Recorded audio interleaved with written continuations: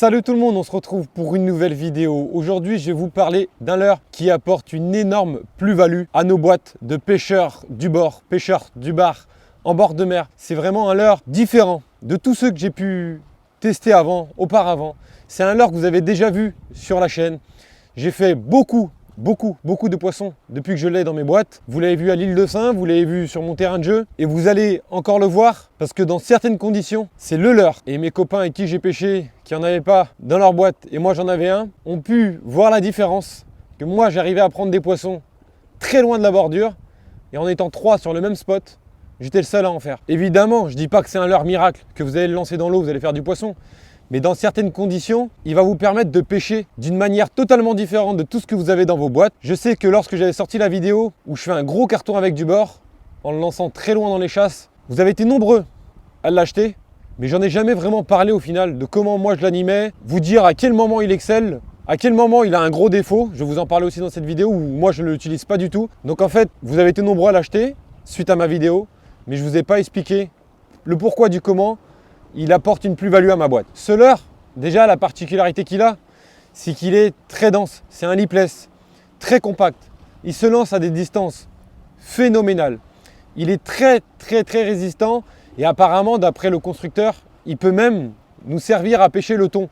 Je ne vais pas vous mentir, j'essaierai pas à la puissance d'un thon, mais si le constructeur l'annonce, c'est vraiment qu'il doit être très résistant. Il y en a 3 qui ont été très souvent à l'eau, qui ont pris un paquet de barres, un paquet de rochers également, en ramenant sur la bordure, en étant un peu loin, etc. Et ils n'ont pas bougé, que ce soit au niveau de la peinture, les finitions, les yeux, les hameçons, tout est resté tout en ordre. Et pour couronner le tout, à utiliser, qu'on soit débutant ou entre guillemets expert confirmé, il est très simple. On peut tout faire avec ce leurre en fait. Celui qui est très technique va pouvoir s'amuser comme je sais pas quoi. Celui qui est vraiment d'une pêche très simple, qui débute, va pouvoir faire du poisson comme je ne sais pas quoi. Donc c'est vraiment le leurre pour tout le monde, accessible à tout le monde et qui va vous permettre de prendre du poisson, de ne pas en perdre, ce qui est très important quand on débute. Un truc qui peut vite nous dégoûter de la pêche du bord, c'est de perdre beaucoup de leurre dans les rochers. C'est vraiment très frustrant. Moi-même qui pêche très fréquemment, qui n'achète quasiment plus de leurre, quand je perds un leurre, j'ai l'impression de perdre beaucoup. Donc c'est toujours embêtant et encore plus pour ceux qui débutent, qui perdent plus de leurre, qui prennent du poisson. Donc un leurre qui va couler faiblement, ça va vous permettre d'avoir une marge d'erreur plus importante. Certains l'auront compris, ce leurre, c'est le Wobbly de chez Fishes. Il existe en 2 tailles, en 62 mm, 6,2 cm pour un poids de 16 grammes. Il existe également en 80 mm, 8 cm pour un poids de 30 grammes. Donc ces leurres ont la particularité, comme vous le voyez, par rapport à leur poids, d'être très dense, très compact, un équilibrage parfait, et je vous le garantis, qui se lance à des distances sensationnelles. En général, quand je pêche avec ces leurres-là, j'ai même tendance à bloquer le fil tellement que j'ai l'impression qu'il va partir loin et que je ne vais plus le retrouver. C'est impressionnant. Et tous ceux qui ont eu la chance déjà de pêcher avec, vous pouvez le confirmer, je pense, dans l'espace commentaire, à quel point il se lance loin. Et il a une sonorité bien particulière, de type rattle. J'aime beaucoup cette sonorité pour le bar, je vais vous la faire écouter. Cette sonorité un peu particulière, légèrement discrète, mais pas trop, permet au leurre d'être très polyvalent. Parfois, utiliser un leurre trop bruteur, c'est pas bon. Parfois, utiliser un leurre trop silencieux, c'est pas bon. Donc, en termes de polyvalence, d'avoir un leurre entre les deux, c'est quelque chose, encore une fois, je reviens aux débutants ou aux pêcheurs confirmés, d'important d'avoir dans sa boîte. Des fois, on n'a pas envie de se prendre la tête, on a envie d'aller au bord de l'eau, de faire des lancers, de battre du terrain et de faire du poisson. Et c'est ce type de leurre qu'il nous faut dans ces cas-là. Avant de vous dire là où il excelle, etc., ou comment moi, j'ai pris goût à l'utiliser, comment moi je trouve qu'il se comporte le mieux. Il a un défaut, sachant qu'il n'a pas de résistance à l'eau, à proprement parler, quand vous allez l'animer. Si vous pêchez avec, lorsque vous avez un vent de travers, pour moi c'est clairement inutile. Vent de face, vent dans le dos, pas de vent juste avec de la houle, c'est parfait. Si vous avez un vent de travers, le fait qu'il n'ait pas de résistance à l'eau, la bannière qui va être créée par le vent, va empêcher votre leurre de nager correctement. Il va être ramené à la surface rapidement.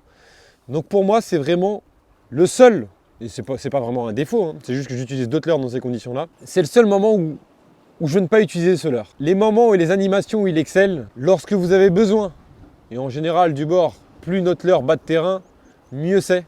Et là, qu'on soit débutant ou confirmé, on peut tous l'accorder. Certains types de spots comme les estuaires ou les bordures riches en nourriture on sait que le bar va dans les 3-4 premiers mètres. Mais comme moi je pêche le bar et comme vous avez l'habitude de me voir faire, derrière moi c'est la grande bleue, hein. Si je lance à 5, 6, 7 mètres, 10 mètres à chaque fois du bord, je vais passer à côté de beaucoup de poissons. Ne serait-ce que l'impact de votre leurre, vaut mieux qu'il soit fait à 60 mètres du bord et que vous piquiez un poisson à 15 mètres du bord, que lancer à 15 mètres sur le poisson que vous allez faire potentiellement.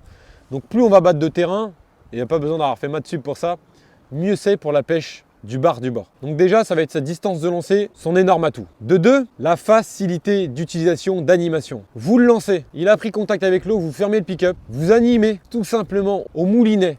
Une récupération simple au moulinet.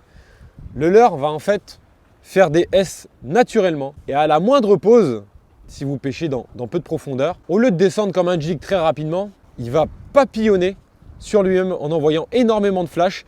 Et puis il va descendre tranquillement, vraiment à cette vitesse à peu près. Et ça permet de faire énormément de pauses dans notre récupération. Et comme vous le savez pour la plupart d'entre vous, les prédateurs ont tendance à beaucoup attaquer à la pause, car c'est une fenêtre d'attaque que la proie lui offre. Un coup de faiblesse, je sanctionne et c'est fait. Une autre animation où j'ai réussi à lui faire prendre des poissons, c'est en le ramenant très vite, mais pas pour pêcher sous l'eau, pour pêcher à la surface. Vous allez vous dire pourquoi s'en servir pour pêcher en surface alors qu'il y a des leurres de surface. Encore une fois, pour de la polyvalence, vous avez ce leurre là qui est monté, les poissons ne prennent plus lorsque vous avez des pauses, lorsque vous êtes en dessous de l'eau, vous le ramenez très vite à la surface, encore une fois juste au moulinet, et ça m'a permis de déclencher des poissons. C'est pas l'animation qui m'a fait prendre le plus de poissons, mais c'est une animation qui m'a fait prendre des poissons. Donc bon à savoir, lorsque vous avez pu aller prendre sous l'eau en faisant des pauses, en ramenant tout doucement, très vite à la surface, ça déclenche des poissons. Donc pour faire le tour des animations, lancer et ramener, entrecoupé de pauses, rapidement à la surface. Et une autre animation qui est encore une fois très simple, même un débutant peut le faire, c'est avec de grandes tirées assez sèches, entrecoupées de pauses. La tirée va le désaxer, la pause va le faire papillonner, la tirée va le désaxer, la pause va le faire papillonner. Et souvent vous allez voir, au moment, mais pile poil au moment où vous allez reprendre une animation tirée, vous êtes pendu parce que le poisson est venu au moment, il est en fin de sa pause, il le prend et au moment où vous remettez un coup d'animation, auto-ferrage finalement, et c'est là que vous allez avoir un maximum de touches et un maximum de sensations, vu que c'est un leurre qui a très peu de résistance dans la canne. Du coup, dès qu'il y a une tape, on a l'impression d'avoir un énorme poisson au bout de la ligne. Les touches sont ultra violentes et ultra plaisantes. Et maintenant, on va venir au type de spot où pour moi, il excelle, au type de spot où pour moi, il faut l'utiliser sans modération. Je ne vais pas l'utiliser dans les grandes profondeurs, même si c'est un leurre coulant. Le fait qu'il coule lentement, peut-être à défaut, je l'admets. Peut-être que cette année, je vais changer ma manière de faire, mais je ne pense pas. Mais peut-être, on verra. C'est sur les spots peu profonds. On va parler plateaux rocheux, des grands plateaux rocheux, comme vous avez beaucoup en Bretagne Sud ou un peu plus bas même. Lorsque vous pêchez du bord, vous n'êtes pas forcément comme moi avec vite de la profondeur.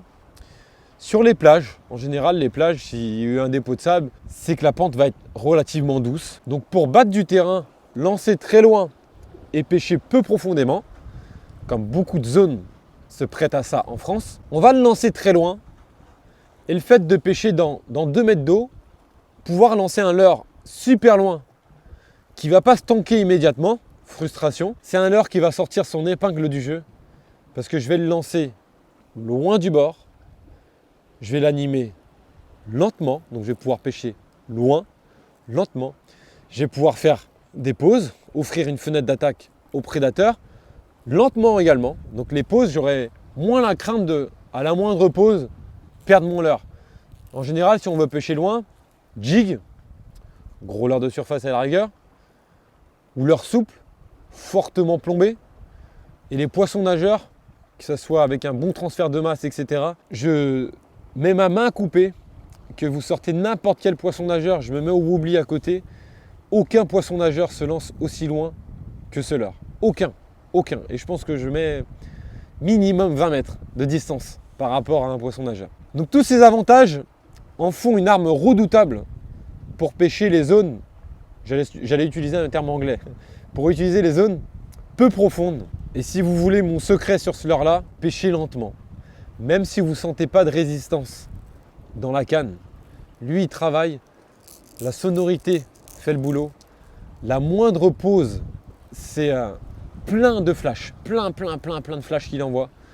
Donc il a vraiment une grosse plus-value à apporter à nos boîtes. En termes de coloris, pareil, tout le monde y trouvera son goût.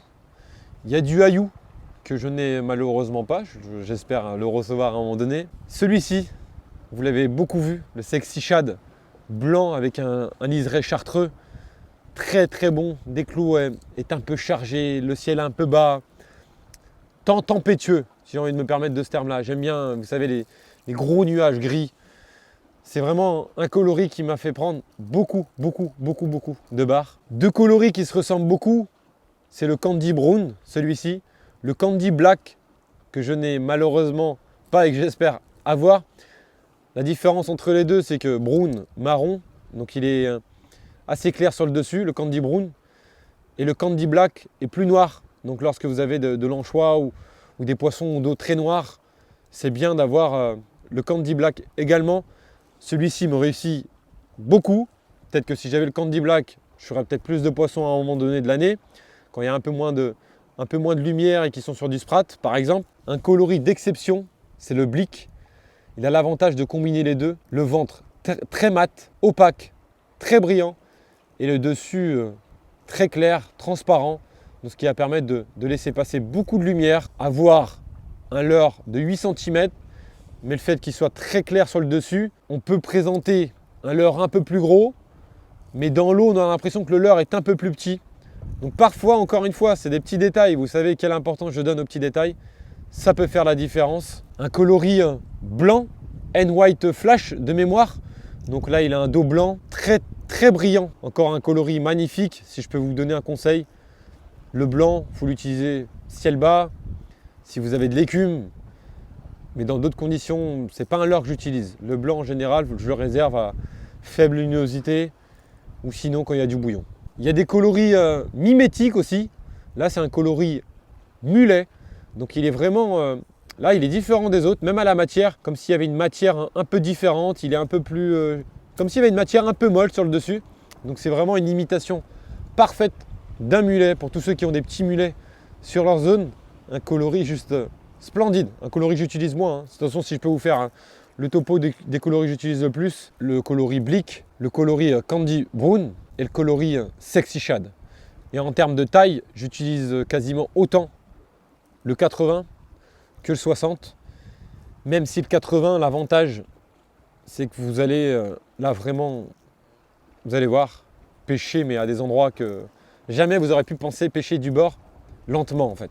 Vous allez me dire, oui, on peut mettre un jig, mais au jig, quoi qu'il arrive, peu importe le jig, on pêchera quand même un peu plus vite, même beaucoup plus vite qu'avec ce type de leurre. Si certains d'entre vous n'ont pas encore fait cet achat, certains d'entre vous n'ont pas encore mis un ou deux wobbly dans leur boîte, dans leur sac, je vous le conseille vivement d'en mettre ne serait-ce qu'un. Si je peux vous conseiller une taille sur les deux pour vous permettre de pêcher vraiment très loin, la grosse plus-value de ce leurre, la taille 80 mm. Un site, Seabass Leurre Shop. Je vous conseille ce site parce qu'en plus, vous avez le code LABARACABAR qui vous permettra d'avoir 10%.